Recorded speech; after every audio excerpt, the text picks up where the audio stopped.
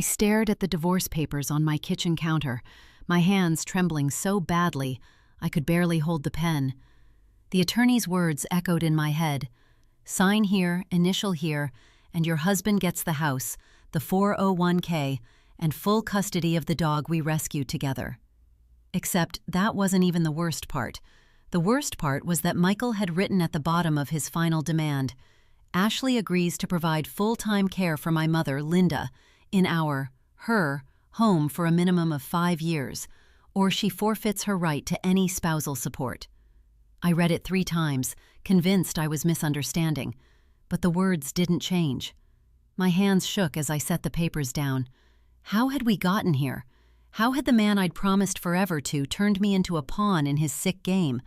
And more importantly, how was I supposed to afford keeping this house, keeping my job, and keeping my sanity while trapped under the same roof as the woman who'd spent 15 years making my life a living hell?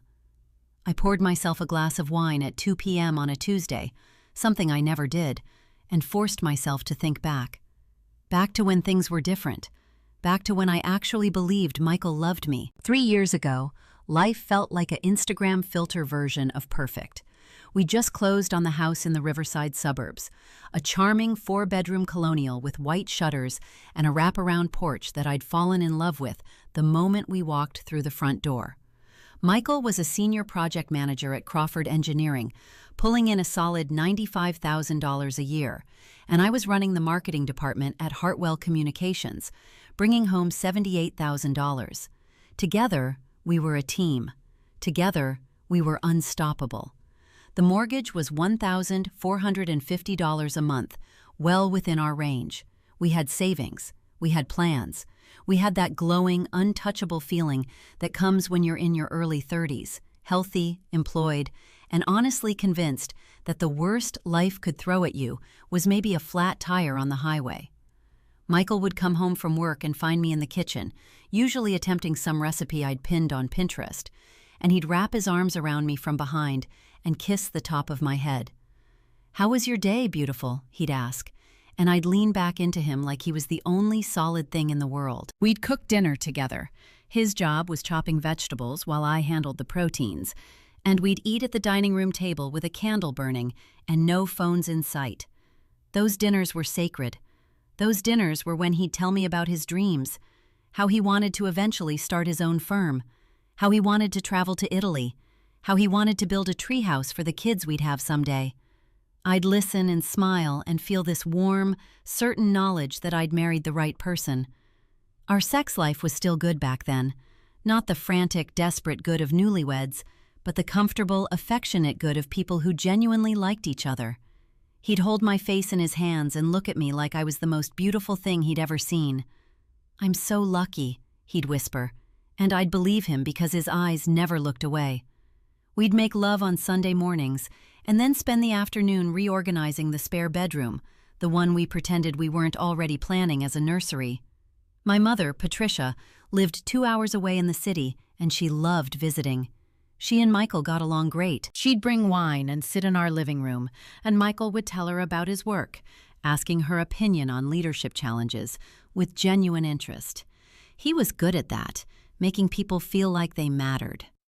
My dad had passed when I was 25, and Michael had basically adopted the role of the man in her life, checking on her, fixing things in her condo, remembering her birthday with actual thoughtful gifts, not just a card. His mother, Linda, was different. She'd raised Michael alone after his father left when Michael was 3. She'd worked as a nurse, sacrificed everything, the whole narrative. And because of that, she had opinions, strong opinions, about everything. About how I dressed, too revealing. About how I cooked, too fancy. Why did I need to use balsamic vinegar? Wasn't regular vinegar good enough? About how I managed our house. Why did I need to buy real flowers? Didn't Michael make enough that I could just hire someone to deal with it? About me, in general. I was too ambitious. I was selfish for wanting to keep my career. I wasn't making Michael happy enough. I wasn't giving him enough attention. I wasn't pregnant yet, and didn't I know that time was running out? Michael would roll his eyes when she said these things. He'd tell me not to take her seriously. She's just from a different generation, Ash. She doesn't understand. And I'd nod and smile and try not to resent the fact that on family holidays, she'd somehow always find a way to corner me in the kitchen and ask me pointed questions about my fertility, my career ambitions, or my family's mental health history, as if she were conducting some kind of inspection. But he loved her. He visited her every other Sunday without fail. He called her twice a week, and I respected that. I actually did. He was a good son. That was one of the reasons I loved him. Everything changed on a Thursday in September, exactly 3 years and 2 weeks after we bought the house. Michael came home early, 3:15 p.m., which never happened. He looked pale. He walked straight to the living room couch and sat down without taking off his shoes, which he never did. I was working from home that day, and I came downstairs already feeling that flutter of dread in my stomach. "What's wrong?" I asked, sitting beside him. "Are you sick?" He didn't look at me. He stared at his hands like they belonged to someone else. "My mom had a fall," he said quietly, "at her apartment. She was reaching for something in her bedroom closet, and she lost her balance. She's okay, no broken bones, but the doctor says she has early-stage osteoporosis, and she's been having some cognitive issues, memory lapses. She forgot to take her blood pressure medication for 3 days last week and didn't even realize it." I put my hand on his back, rubbing in slow circles. "Oh, Michael, I'm so sorry. Is she going to be okay?" "Physically, probably," he said. "But she can't live alone anymore. The doctor made that very clear. She needs someone there to monitor her, to make sure she takes her medications, to help her with household stuff. She needs supervision." He finally turned to look at me, and his eyes were red. "She has maybe 70 grand in savings, and her house is paid off, but she can't afford assisted living. A decent facility costs 3 grand a month, and that would drain her savings in less than 2 years. I already knew where this was going, and my stomach dropped. "We could move her in with us," he said, the words coming out in a rush. "We have the space. She could take the guest room. It would only be temporary until we figure out a better solution, but—" "Michael," I interrupted gently, "we just bought this house. We're finally settling in. We're talking about starting a family in the next year or 2. Your mother and I don't exactly have the best relationship. This is a huge decision that we need to think about together. And she's my mother," he said, and his voice had gone sharp. "She's sick and alone and scared. What am I supposed to do? Put her in some nursing home where she'll sit in a chair all day and watch Jeopardy reruns?" "No, of course not," I said carefully. "But there are other options. She could—" "There aren't other options, not ones she can afford." He stood up and walked to the window, crossing his arms. "I'm not having this conversation where you try to talk me out of helping my own mother. It's happening, Ashley. She's moving in next month. I already talked to her about it." That's when the cold moved in. That's when I first realized that whatever partnership I thought we had, whatever equal footing I thought we stood on, was an illusion. He'd already decided. He'd already made the decision with his mother, and he was telling me, not asking me, like I was an employee being informed of a new policy. "You already talked to her?" I stood up too, my voice climbing. "Without talking to me first?" "I'm talking to you now," he said, still not looking at me. "I'm telling you what's happening." "You're not telling me," I said. "You're informing me. There's a difference." He finally turned to face me, and there was something in his expression that I'd never seen before. Something closed off, something that looked a lot like contempt. "I can't believe you're making this about you right now," he said coldly. "My mother is facing a health crisis, and you're upset about not being consulted." And just like that, I became the villain in our story, the selfish wife who didn't want to help her sick mother-in-law. By the end of that week, Linda was in our guest room, and I was learning that my marriage was not what I'd thought it was at all. #continuation. The 3 months that followed were the worst of my life, and I've had some pretty bad moments. Linda settled into our guest room like she was claiming territory. She rearranged the furniture without asking. She reorganized my kitchen cabinets. She started commenting on what I ate, how I dressed, when I came home from work. Michael just let it happen. Every time I tried to set a boundary, he'd say something like, "She's just trying to help, Ash. Don't make this harder than it needs to be," which was code for, "Don't make me choose between you two, because we both know how that ends. My career started falling apart around the same time. I was missing meetings because Linda had a doctor's appointment, and Michael expected me to take her. I was staying up late because she'd wander the house at night, confused about where she was, calling out for people who'd been dead for decades. My productivity tanked. My boss, Karen, pulled me into her office one afternoon in late November and asked if everything was okay. I almost broke down right there at her desk. Instead, I lied and said everything was fine. By December, they'd passed me over for a promotion I'd been working toward for 2 years. They gave it to Brandon, a guy who'd been at the company for 8 months. Brandon. That was the moment I realized I was losing everything, and nobody seemed to care. Michael and I stopped having sex. We stopped having conversations that weren't about Linda's medications, or her upcoming appointments, or whether she'd eaten enough that day. He'd come home and immediately go check on her, ask her about her day, help her with dinner. For me, he had nothing but exhaustion and resentment. On Christmas Eve, I found him in the living room looking at his phone. He quickly turned it off when I came in, but not before I saw it was a text from his mother saying, "I'm so glad you're taking care of me. Ashley was never going to give you the life you deserve." I didn't say anything. What was there to say? He'd already chosen. By January, I knew I needed to talk to a lawyer. Not because I wanted a divorce, I still didn't, not really, but because I needed to understand what would happen if things got worse. I made an appointment with Jennifer Caldwell, a divorce attorney in the downtown office building. She was sharp, maybe 50, with reading glasses on a chain and a way of looking at you that made you feel like she'd seen every version of human cruelty and wasn't particularly surprised by any of it. I walked through the details of my situation, and when I got to the part about Michael's ultimatum, the one written into the draft settlement papers, Jennifer set down her pen and looked at me directly. "He's using his mother as a weapon," she said flatly. "That clause is not enforceable, by the way. You can't be forced to provide unpaid caregiving as a condition of spousal support. But more importantly, Ashley, this is emotional abuse. The isolation, the control, the way he's leveraging his mother's health against you. That's a pattern." "He loves his mother," I said, defending him even as I was sitting in a divorce attorney's office. "He's not doing this to hurt me." "Maybe not intentionally," Jennifer said, "but the effect is the same. And I'm going to tell you something else. In my experience, when a man does this, when he chooses his mother over his wife this thoroughly, it gets worse after marriage, not better. You're not going to wake up one day and find he's suddenly developed boundaries with her. You're going to wake up and realize you've disappeared." I didn't hire her that day. I left her office feeling worse than when I walked in, because now I couldn't pretend anymore that this was just a rough patch. This was my life. This was the trajectory I was on. The breaking point came in February, on a Friday night that started like any other. Michael had gone to his weekly dinner with Linda. He'd instituted it 3 months into her stay, said she needed social interaction, and he was her son, so it was his responsibility.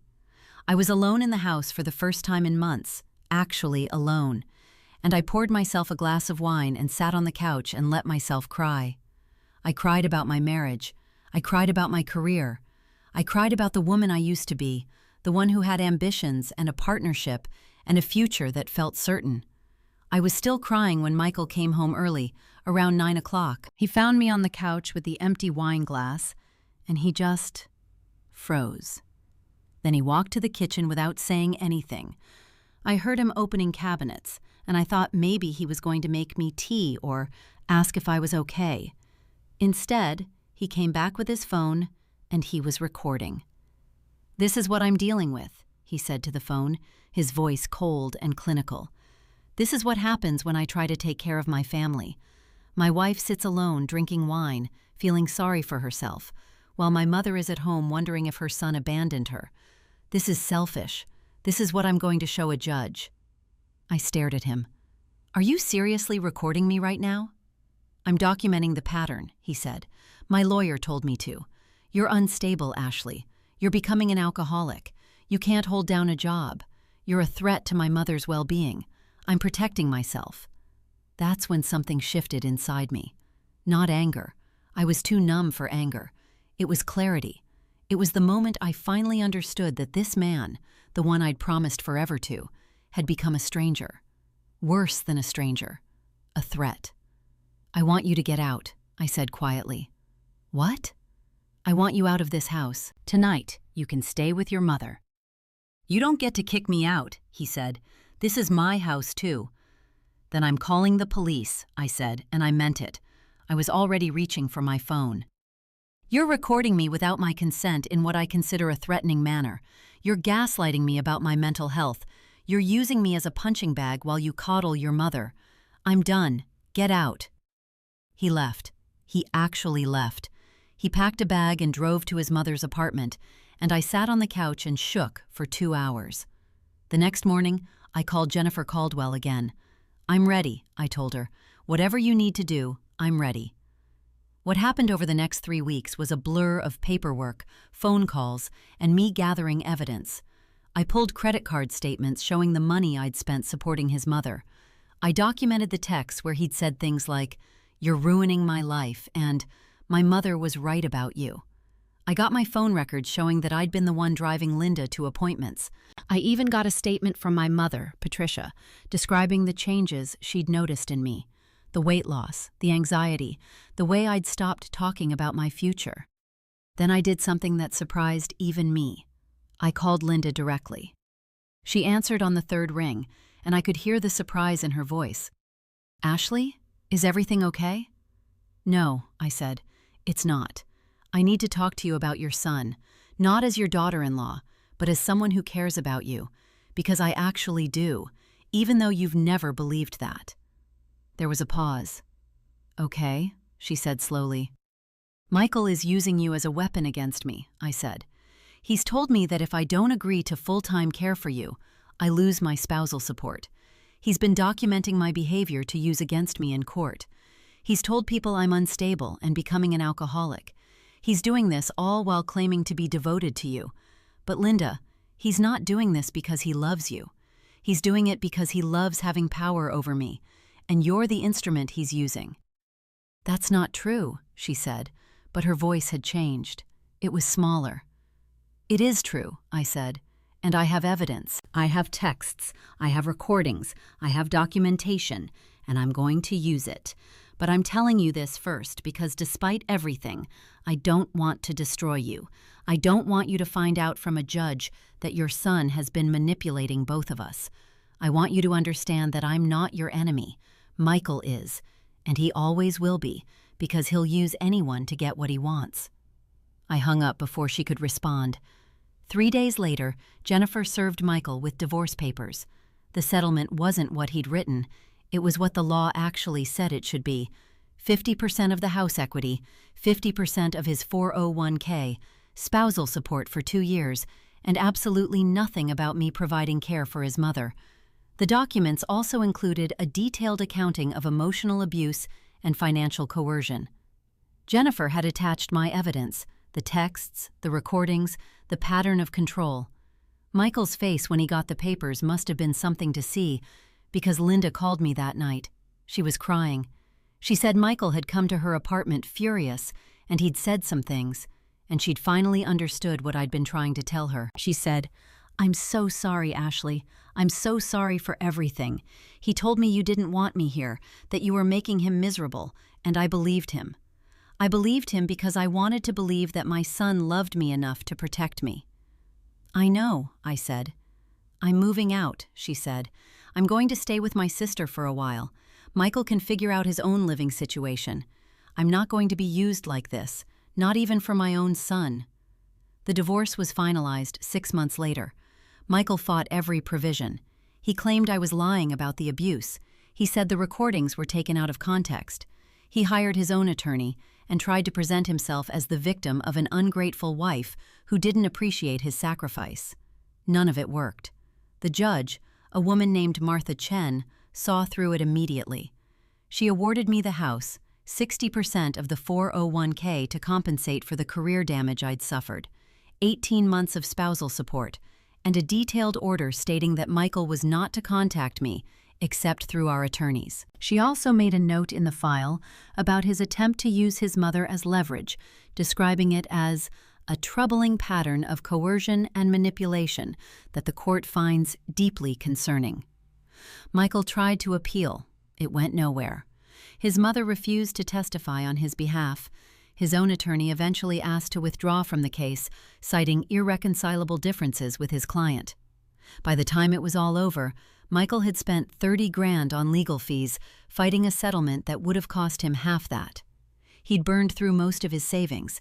He'd lost his relationship with his mother, and he'd lost me. I kept the house. I got my career back on track. I actually left Hartwell Communications and started my own marketing consulting firm 6 months after the divorce was final. It's been 3 years now, and I'm making more money than I ever did as an employee. I date occasionally, though I'm in no rush to commit to anyone. I learned something important from Michael, and that lesson was, the person who loves you doesn't weaponize your boundaries against you. He doesn't make you choose between your sanity and your marriage. He doesn't gaslight you into thinking you're the problem when he's the one creating the chaos. My mother comes over every other Sunday now, like she used to. We cook together, just like Michael and I used to do, except my mother actually listens when I talk. She asks about my business. She asks about my dreams. She doesn't try to control me or diminish me or use my love against me. I ran into Linda at the grocery store about 6 months ago. She looked healthier, happier. She was with a man I didn't recognize. She introduced him as her boyfriend, Derek, a retired accountant who lived in her building. She said she'd moved into senior housing, and it was the best decision she'd ever made. She said she saw her son maybe twice a year now, and that was enough. "He's my son," she told me, "but he's not a good man, Ashley. I think I always knew that, but I didn't want to see it. I'm glad you did." We hugged in the cereal aisle of the Kroger on Maple Street, and I realized that the woman Michael had painted as my enemy had actually become, in some strange way, my ally. She'd learned what I'd learned, that Michael wasn't worth sacrificing yourself for, that sometimes the kindest thing you can do for someone is to refuse to enable their worst behaviors. That love, real love, doesn't come with conditions and control and threats. The divorce papers are in a file in my office now, sealed and signed and notarized. They're a reminder that I survived something I thought would destroy me, that I fought back against someone who tried to rewrite the narrative and make me the villain in my own story. That sometimes the most powerful thing you can do is walk away from someone who never deserved you in the first place. Michael sent me an email last month asking if we could talk. He said he'd been in therapy and he'd realized how badly he'd handled things. He said he was sorry. I read it twice, and I felt nothing. Not anger, not sadness, not even the ghost of the love I used to feel for him. Just nothing. Just the absolute certainty that some doors, once you've walked through them, should stay closed forever. I didn't respond. I just deleted the email and moved on with my life, the one I'd fought so hard to reclaim. That was the real victory. Not proving him wrong, not winning in court, not even having his mother apologize. The real victory was understanding that I was worth fighting for, and that sometimes the bravest thing you can do is choose yourself.